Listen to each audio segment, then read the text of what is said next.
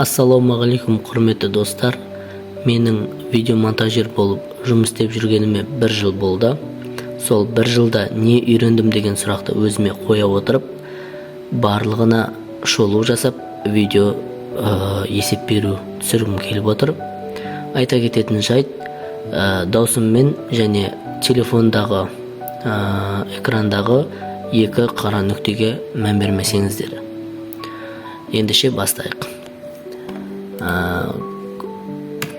Компьютерге кіреміз. Видеомонтаждағы қолданатын программамыз Adobe Premiere Pro. Бұл енді әр жыл сайын немесе бірнеше жыл сайын жаңартылып отырады. Мен қазір 2019 жылға программамен түсіндірейін.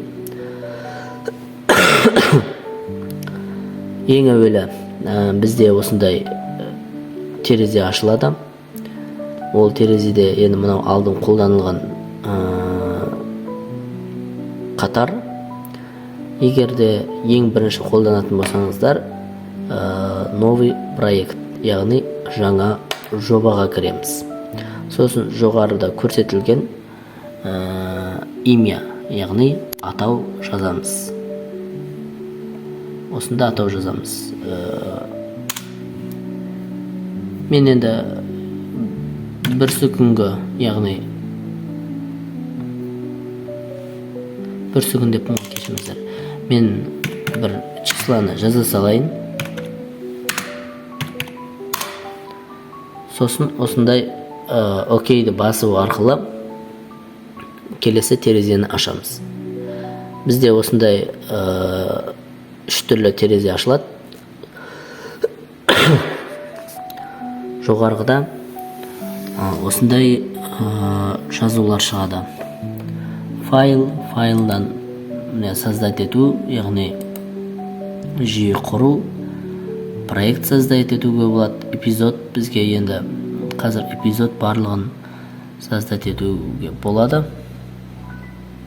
Мыналардың барлығын қолданған жоқпын, бірақ кейбіреулерін түсінбеймін әрине.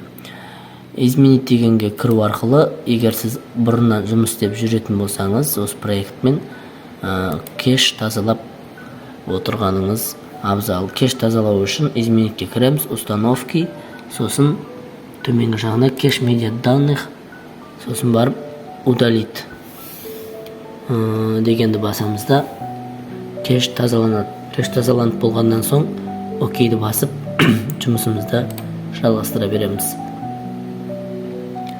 Осында беттері ашылады. Мұнда терезе деген батырманы басып, бізге керекті дүниелердің барлығы осы жерде тұрады. Графика, тағысын тағы.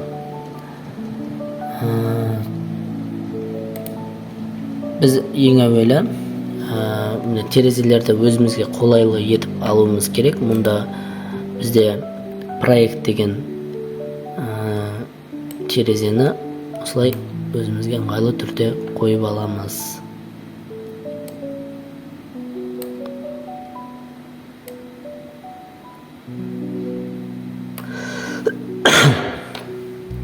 Мұнда эффект деп тұр. Бұл эффект мына жерде Adobe Premiere Pro-ның бізге ұсынған түрлі эффекттер, аудио эффект, видео эффект, тағысын тағы.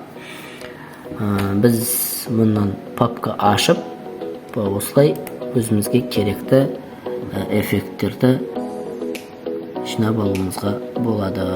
Так, мен басқа нені басып жіберіппін. Мәди дегенге керек. Біздің жұмысымызға байланысты бізге осы бір дүниелер керек. Жесткий ограничитель, левый, правый, тағысын тағы.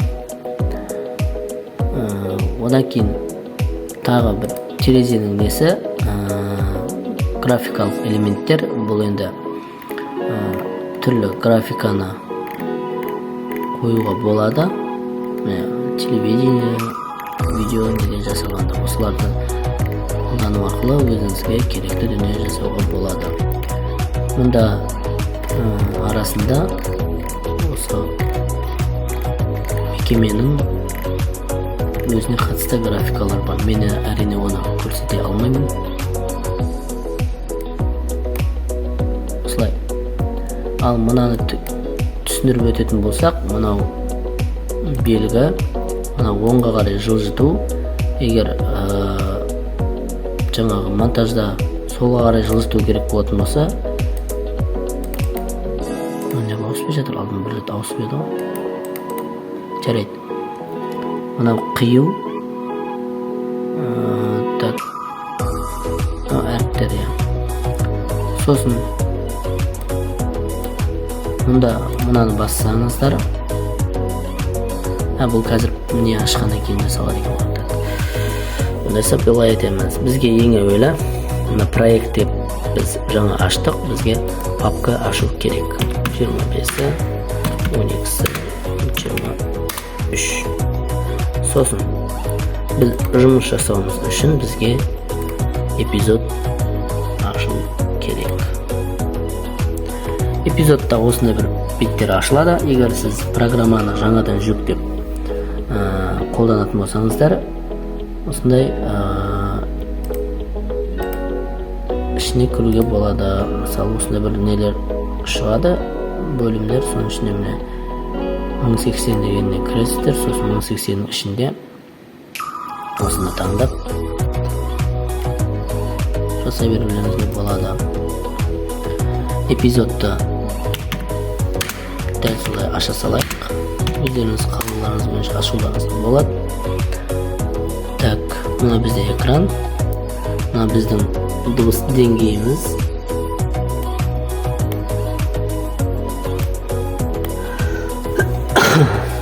Мына бізде жұмыс орнымыз. Мына бізде экран. Бұны оң жаққа жылжытайық. Экран сәл кішірейтеміз. Мына жер үлкенірек болды бізге. Проект ашылды. Мұнда бізде звук, яғни дыбыстың элементтері көрсетіледі. Біз енді өзімізге қолайлы болу үшін мұндағы екі элементтің бірін біз мұнда орналастырайық. Орналастырғанда былай жазудың үстіне басып тұрамыз, сосын былай өстіп алып келіп осылай қолданамыз. Мына оң жаққа орналастыру керек болса осылай, үстінен қою керек болса осылай, астынан қою керек болса дәл осылай, сол жақтан болса осылай дегенде. Немесе осындай бір осы терезенің ішіне орналастыру керек болса дәл осылай қойып жіберуге болады. Біз қазір енді оң жаққа орналастыруымыз керек.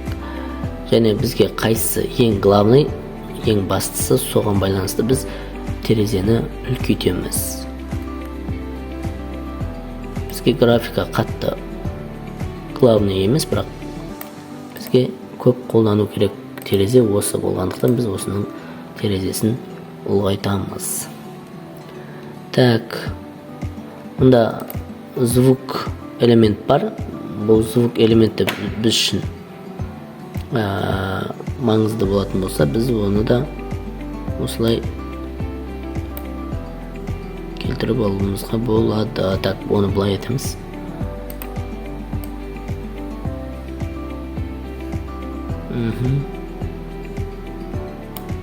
Осылай қолдануға болады.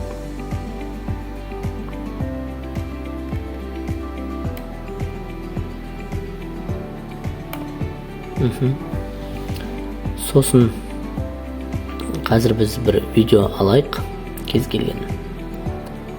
Так, қандай видео алсақ болады? Этот компьютер.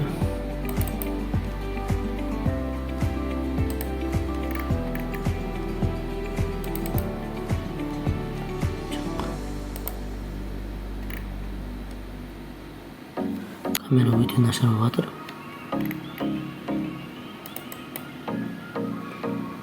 Так, бір видеоны ала салайық. Осылай. Сосын осылай лақтырамыз.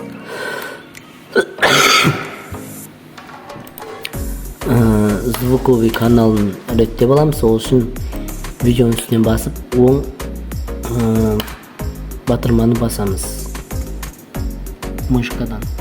Сосын изменить дегенді басамыз, звуковый канал. Бізге егерде моно бойынша керек болса, дәл осылар қалады. Бізге негізі стерео бойынша керек және біреулік. Сосын біз бұны осындай алып келеміз. Сохранить.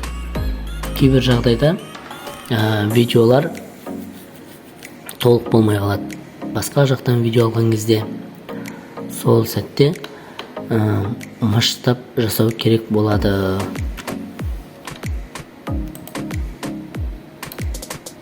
Масштаб жасаған кезде тағы да видеоның үстін басамыз. Мұнда линияға түскен видеоның үстін басамыз. Сонымен масштаб дегенді басып келтіріп аламыз. Мынау енді өзі осы проектте жасалғандықтан масштабы бірдей болып тұр. Тағы түсіндіре кететін жайт, оны айтамын әлі. Видеоны осылай жақындатайық. По размеру кадра дегенде тұрады. Полный немесе 1:4.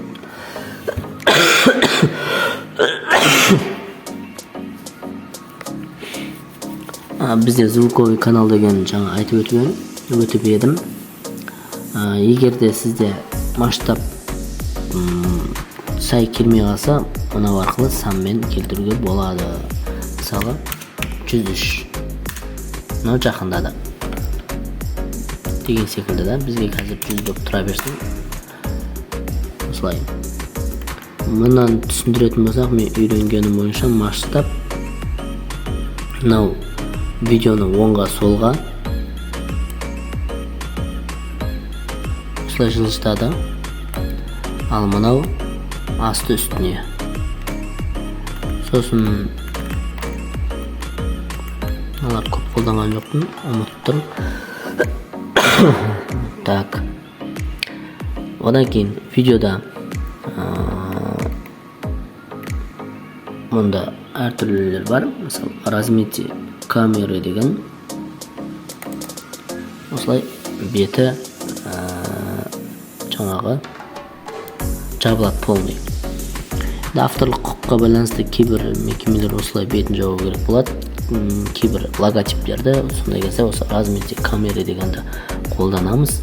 Сосын жаңа үстіне басқаннан кейін осылай бізде экранымыз толық жабылады. Толық жабылғаннан соң осы терезеге келемізде размети камеры бізге қай жағынан керек? Осы жағынан керек, домалақ қылып аламыз ба, әлде төртбұрышты қылып аламыз ба, оны өзіміз таңдаймыз. Мынау дәл осындай болып таңдалады. Салы.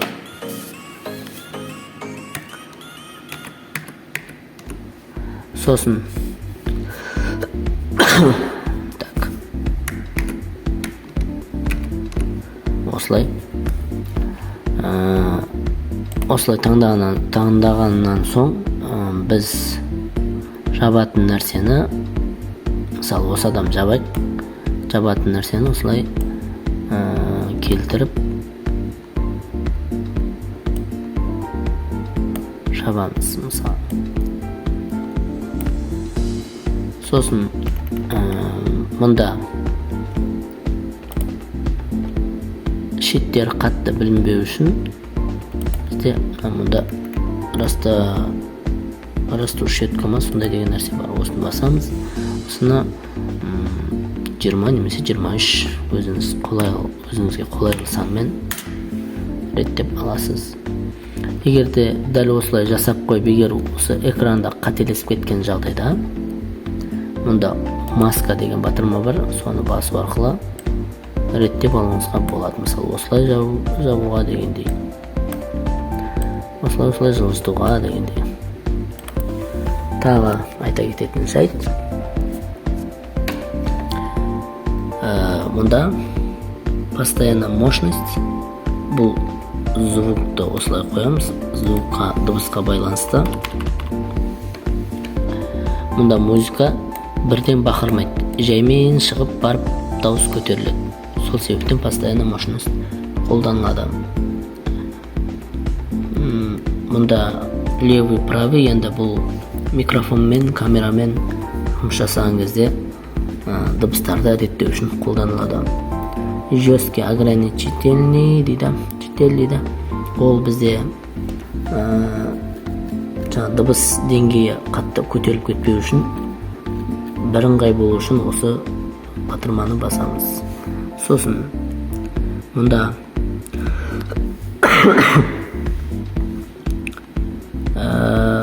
мына біреу бар. Бұл окружающий впелый деп тұрады, немесе осылай жазылып тұрады. Бұл бізде мысалы қазір көрсетеміз. Қия салайын.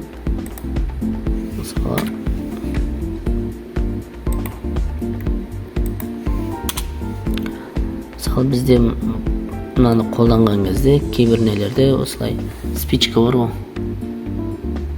Звукқа қолданама. Так, мен шатасып кеттім. Мынау екен ғой осы.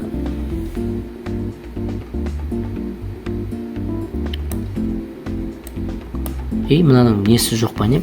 Белый, черный деп тұр да. Ойбай, мынау шығар.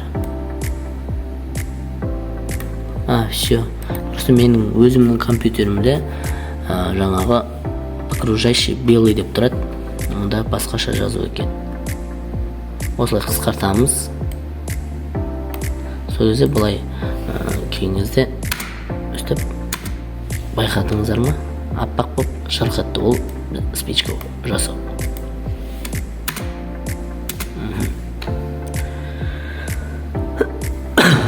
Сол тағы айта кететін жайт. Сосын мұнда бізде тағы не бар? Түсіндіріп кететін.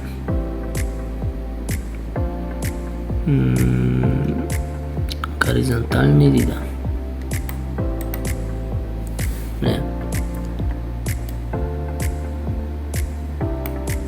Горизонтальный. Оң жаққа қарап тұрғанда сол жаққа қарататын батырма. Сосын мынау бізде образец болу керек. Образец деген бар ма? Образец деп те шығып тұрады. Оны біз былай қолдануға болады. Мысалы, осылай қолданамыз. Образец дегенде мына астында осындайлар шығады. Осылай кесетін нәрсе бұл. Міне сол жақтан және де үстінен немесе астынан ол бір белгілі нәрсені осылай несіне қарай, рамкасына қарай, мынау бір нені қайталады.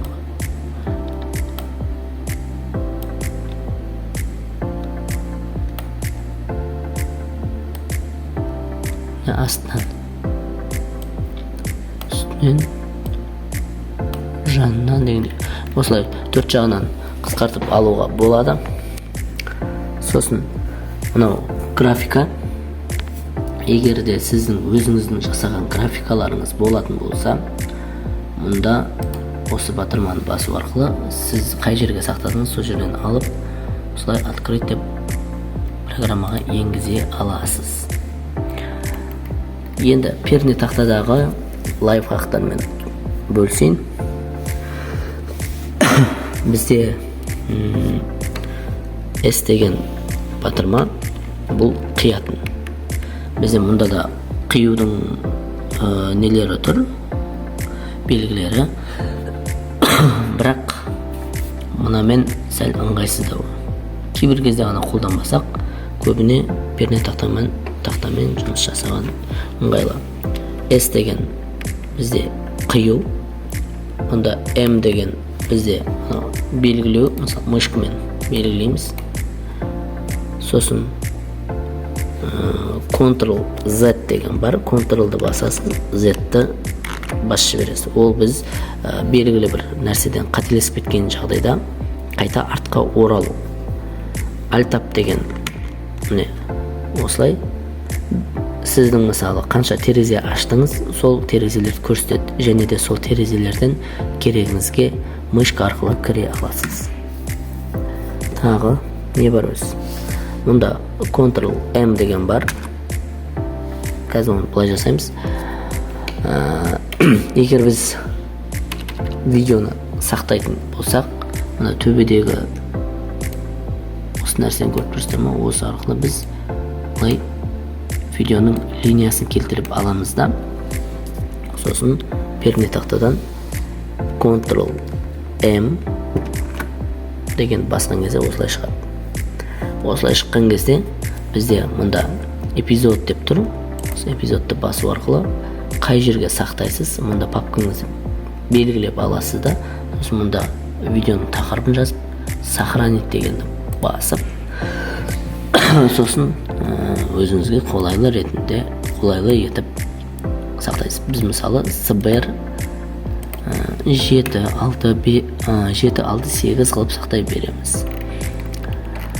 Біз енді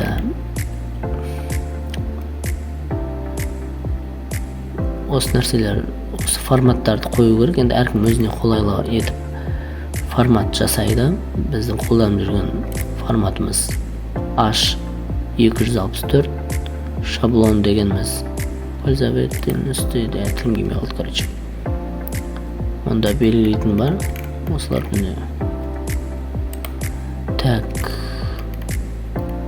Астында бәрі көріп тұрғанымыздай осылай болып тұру керек. SBR сосын видеоны экспортты басу арқылы сақтайсыздар. Тағы не айтылмай қалды. Мұнда Ctrl N деген бар, M емес N. Бұл N дегеніміз мұнда жаңа дыбыс деңгейлері ма, бір деңгейлерді жөндейді. Қатты ұмыттым, бірақ осындай видеоның нелерін реттеп алуға болады. 1080, сосын мұнаға кіресіздер. Бүкілі осылай болып тұру керек. Дорожки. Бұлар енді қатты қолдамайым, просто ашып қойып жатырмын. Сосын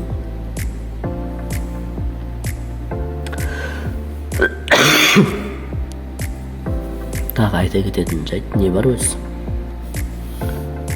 Так, мұнда крик, білетімен бөлсін, изменить мұнда бізде установки кеш тазалау, яғни памятті реттеп алу. Файл. Егер сіз ажақтан создать ететін нәрсені тапасаңыз, осы файл арқылы кіріп, проект создать ететін болсаңыз да, эпизод болса да басқа нәрселерді жасап алуыңызға болады. Сосын осылай окно дегенге клик. Егерде сізде мына бір басты бетте сізге керекті терезе жоқ болатын болса, осы терезе бөліміне кіресіздер, окно деген. Сосын мұнда керекті дүниелеріңіздің үстінен басып, мысалы цвет лимиті жоқ болатын болса, осылай ашып аласыз. Мұнда енді осылай болып ашылып тұр, бірақ кейбір жағдайда терезенің бір бөлігінен ашылып кетеді. Сондай ашылып кеткен жағдайда дәл солай жаңағыдай шеттерін басу арқылы реттеп, үстінен басу арқылы керек орныңызға қоясыз. Тағы айта кететін жайт, тағы не бар өзі? Біраз нәрсе айтам деп едім.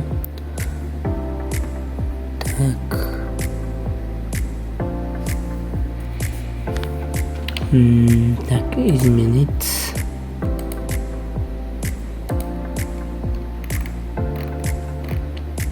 Вот.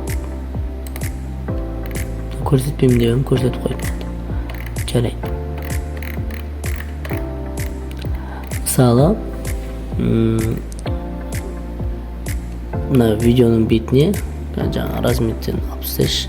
Егерде жаңағы размет камера деген бар ғой, мына бетін бүйтіп бұлыңғырлату.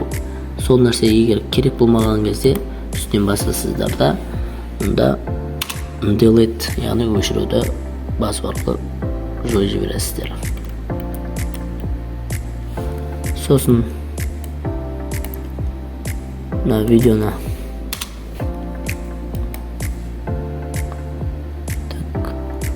тақырып бірдеме жазайық.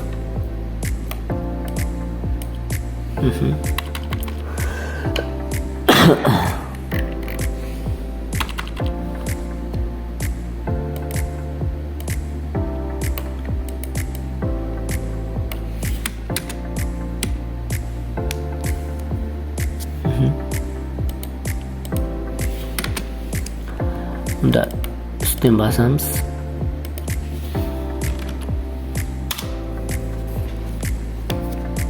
Мына меніңше не сияқты? Керегіңіз жазасыз. Сосын мынаны алу арқылы кейін мына жерге кіріп, сонау 87, 84 деп мысалы 22 қылып размерін келтіруге болады. Немесе 80 қылып келтіруге болады. Мұнда түсіндіретін жайт, мына жазуда бұлай астына түсіруге болады. Сосын міне оңға солға мынау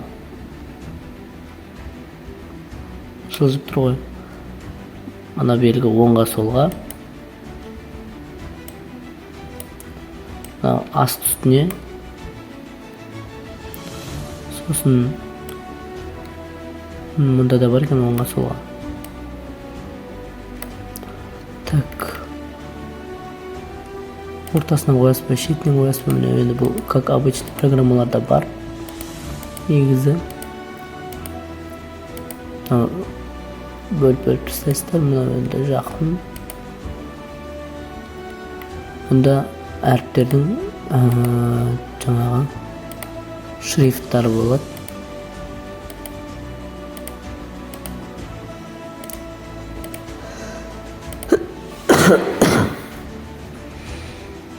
Так, мына жерде де мысалы әріптердің жаңа нелері бар, шрифттары бар. Бізге керек Arial деген шрифт. Мұнда енді мына қолданған жоқпын, бұны білмеймін, қолданып көру керек. Сосын маска текста, қанық және нема? Иә. Мынау так.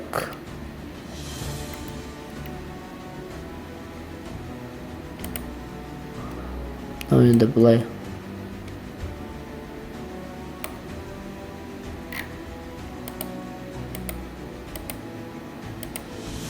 Линия келтіру. Так, мұнда бізде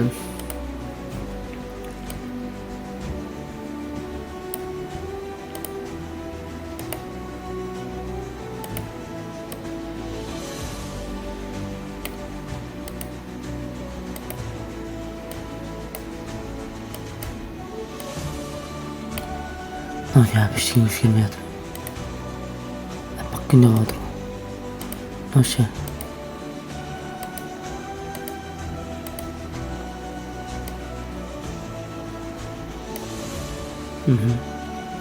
Жарайды. Бұларды енді қолдану арқылы үйрене береміз. Мен енді өзім бұны қолданбаймын, просто для интерес көріп жатырмын. Видео кадр.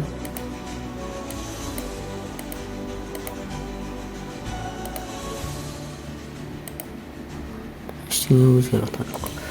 Жарайды.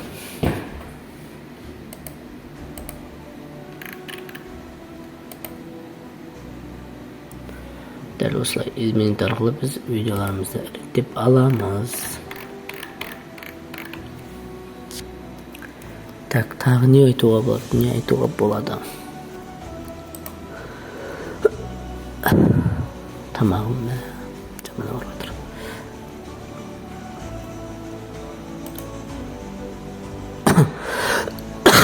Айтпақшыдай, егер де видеоның мынау бір линиясын таппай қалған жағдайда жаңа қалай көрдей? Жаңа үйретіп кетіп еді негізі.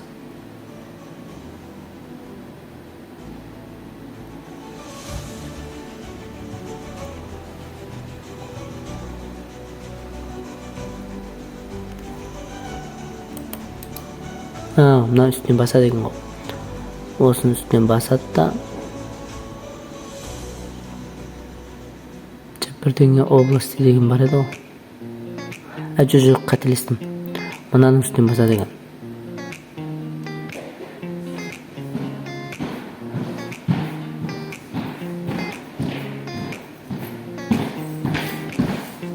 Салам алейкум, жакшы. Мында мына да мен бар эди ғой.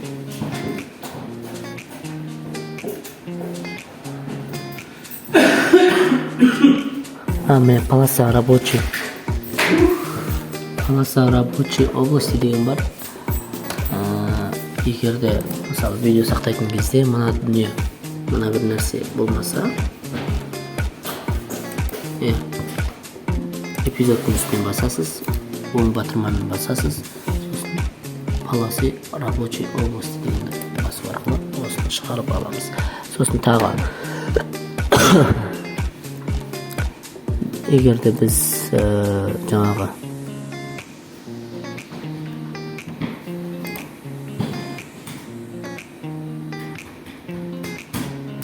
мен деп бираз нерсени унутуп атырмын, колдонбаган нерсени.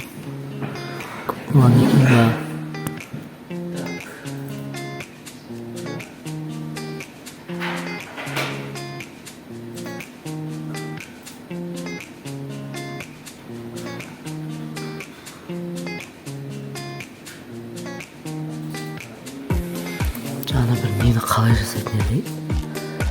Клип. Эпизод.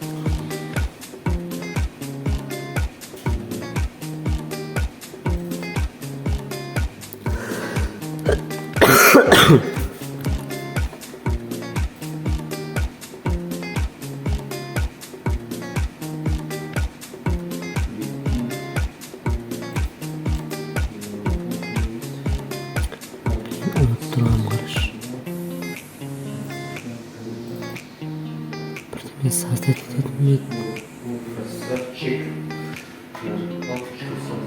Munda жоқ па?